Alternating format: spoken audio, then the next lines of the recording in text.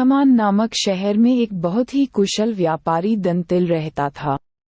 राजा को उसकी क्षमताओं के बारे में पता था, जिसके चलते राजा ने उसे राज्य का प्रशासक बना दिया। अपने कुशल तरीकों से व्यापारी दंतिल ने राजा और आम आदमी को बहुत खुश रखा। कुछ समय के बाद व्यापारी दंतिल ने अपनी लड़की का विवाह तय किया। इस उपलक्ष्य में उसने एक बहुत बड़े भोज का आयोजन किया। इस भोज में उसने राज परिवार से लेकर प्रजा तक सभी को आमंत्रित किया। राजघराने का एक सेवक, जो महल में झाड़ू लगाता था, वह भी इस भोज में शामिल हुआ, मगर गलती से वह एक ऐसी कुर्सी पर बैठ गया जो केवल राज परिवार के लिए रखी हुई थी। सेवक को उस कुर्सी पर बैठा देखकर व्यापारी दंतिल को गुस्सा आ जाता है और वह सेवक को दुत्कार कर वह वहां से भगा देता है। सेवक को बड़ी शर्मिंदगी महसूस होती है और वह व्यापारी दंतिल को सबक सिखाने का प्रण लेता है। अगले ही दिन सेवक राजा के कक्ष में झाड़ू लगा रहा होता है। वह राजा को अर्धनिद्रा में देखकर बड़बड़ाना शुरू करता है। वह बोलता है, इस व्यापारी दंतिल की इतनी मजाल कि वह रानी के साथ दुर्व्यवहार करे। ये सुनकर राजा की नींद खुल जाती है और वह सेवक से पूछता है, क्या यह वाकई में सच है? क्या तुमने व्यापारी दंतिल को दुर्व्यवहार करते देखा है? सेवक तुरंत राजा के चरण पकड़ता है और बोलता है, मुझे माफ कर दीजिए। मैं कल रात को सो नहीं पाया। मेरी नींद पूरी नहीं होने के कारण कुछ भी बड़बड़ा रहा था। ये सुनकर राजा सेवक को कुछ नहीं बोलता, लेकिन उसके मन में शक पैदा हो जाता है। उसी दिन से राजा व्यापारी दंतिल के महल में निरंकुश घूमने पर पाबंदी लगा देता है और उसके अधिकार कम कर देता है। अगले दिन जब व्यापारी दंतिल महल में आता है तो उसे संतरिया रोक देते हैं। ये देखकर व्यापारी दंतिल बहुत आश्चर्यचकित होता है। तभी वहीं पर खड़ा हुआ सेवक मजे लेते हुए बोलता है, अरे संतरियों, जानते नहीं ये कौन है? ये बहुत प्रभावशाली व्यक्ति हैं जो तुम्हें बाहर भी फेंकवा सकते हैं, ठीक वैसे ही जैसा इन्होंने मेरे साथ अपने भोज में किया था। तनिक सावधान रहना। ये सुनते ही व्यापारी दंतिल को सारा माजरा समझ में आ जाता है। वह सेवक से माफी मांगता है और सेवक को अपने घर खाने पर बुलाता है। व्यापारी दंतिल सेवक की खूब आवभगत करता है। फिर वह बड़ी विनम्रता से भोज वाले दिन किए गए अपमान के लिए क्षमा मांगता है और बोलता है कि उसने जो भी किया गलत किया। सेवक बहुत खुश होता है और व्यापारी दंतिल से बोलता है, आप चिंता ना करें, मैं राजा से आपका खोया हुआ सम्मान आपको जरूर वापस दिलाऊंगा। अगले दिन राजा के कक्ष में झाड़ू लगाते हुआ सेवक फिर से बड़बड़ाने लगता है, हे भगवान, हमारा राजा तो इतना मूर्ख है कि वह गुसलखाने में खीरे खाता है।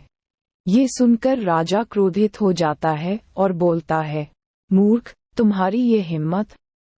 तुम अगर मेरे कक्ष के सेवक ना होते तो तुम्हें नौकरी से निकाल देता। सेवक फिर राजा के चरणों में गिर जाता है और दोबारा कभी ना बड़बड़ाने की कसम खाता है। राजा भी सोचता है कि जब यह मेरे बारे में इतनी गलत बातें बोल सकता है तो इसने व्यापारी दंतिल के बारे में भी गलत बोला होगा। राजा सोचता है कि उसने बेकार में व्यापारी दंतिल को दंड दिया। अगले ही दिन राजा व्यापारी दंतिल को महल में उसकी खोई प्रतिष्ठा वापस दिला देता है। सीख: व्यक्ति बड़ा हो या छोटा, हमें हर किसी के साथ समान भाव से ही पेश आना चाहिए। दमनक से ये कथा सुनकर संजीवक ने कहा, ठीक है, तुम जो कहते हो वही करूंगा। तब दमनक उसे साथ लेकर पिंगलक के पास आया। बोला, महाराज, मैं संजीवक को ले आया हूँ। संजीवक ने भी पिंगलक को नमस्कार किया और पास ही बैठ गया। पिंगलक ने संजीवक बैल के ऊपर अपना दाहिना हाथ रखते हुए पूछा, आप इस वन में कहाँ से आए हैं? यहाँ कुशल से तो रहते हैं। संजीवक ने अपनी सारी कथा उसको सुना दी। पिंगलक ने उसकी कथा सुनकर उससे कहा कि तुम निडर होकर मेरे द्वारा सुरक्षित इस वन में विचरण करो। इसके बाद पिंगलक ने अपने जंगल का राजकाज नए मंत्रियों करटक और दमनक को सौंप दिया और खुद संजीवक के साथ आनंद से रहने लगा। संजीवक ने कुछ दिनों में ही अपनी बुद्धि के प्रभाव से जंगली पिंगलक की हिंसक आदतें छुड़ाकर उसे ग्राम्य धर्म में लगा दिया। पिंगलक भी उसकी बातों में रुचि लेने लगा। उसकी हिंसा की वृत्ति समाप्त हो गई। वह अब हरिणों और दूसरे जानवरों को अपने नजदीक नहीं आने देता था। करटक और दमनक को भी दूर ही दूर रखता था। परिणाम ये हुआ कि सिंह के शिकार से बचे हुए भोजन से ही पेट भरने वाले छोटे छोटे जानवर भूख से व्याकुल हो गए। करटक, दमनक और दूसरे जानवर इस स्थिति पर चिंता करने लगे।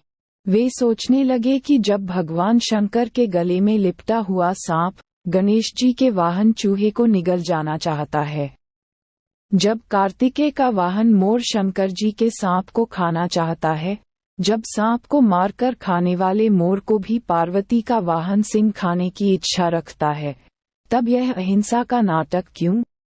दमनक ने करटक से कहा, अरे भाई, अब तो पिंगलक और संजीवक में ऐसी प्रगाढ़ मित्रता हो गई है कि पिंगलक हम लोगों से विमुख ही हो गया।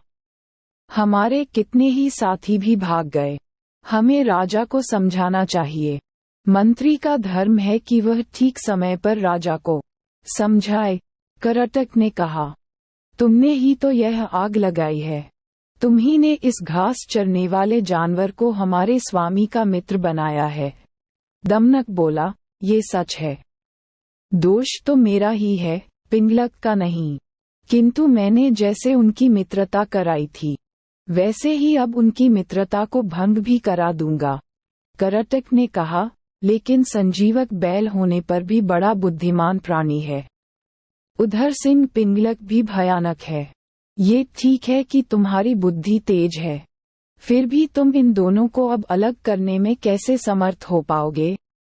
दमनक ने कहा, भाई, असमर्थ होते हुए भी मैं समर्थ हूँ।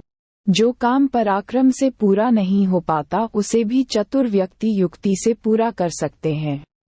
जैसे कौए ने सोने के सूत्र के सहारे विषधर काले सांप का अंत कर दिया था।